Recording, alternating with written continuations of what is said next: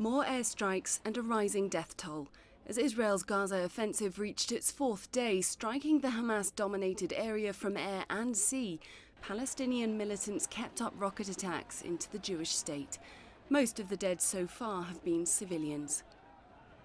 I'm extremely worried about what is happening now. There have been around 100 deaths in Gaza, many of them civilians. There is continual rocket fire being aimed indiscriminately at the Israeli population. We've all been trying to call for restraint and de-escalation, but the reality, I'm afraid, right now is that the situation is escalating and not de-escalating. Medics and residents said an Israeli aircraft bombed a 3-story house in the southern town of Rafah on Friday, killing 3 people. Palestinians also reported Israeli tanks firing shells east of Rafah, near the border with Egypt. The Israeli military says more than 470 projectiles have been fired at Israel since Tuesday by Islamist Hamas and other militant groups. Israelis took cover in Tel Aviv on Friday as sirens sounded. Local media reported that the Iron Dome rocket defense system intercepted 2 missiles.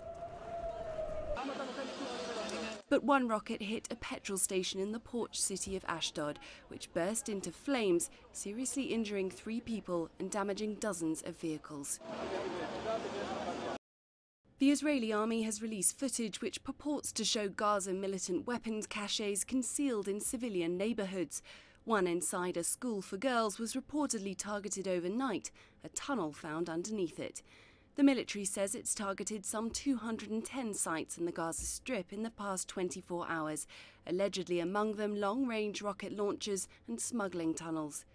Israeli leaders have appeared to hint at a possible ground invasion. Already some 20,000 army reservists have been mobilized.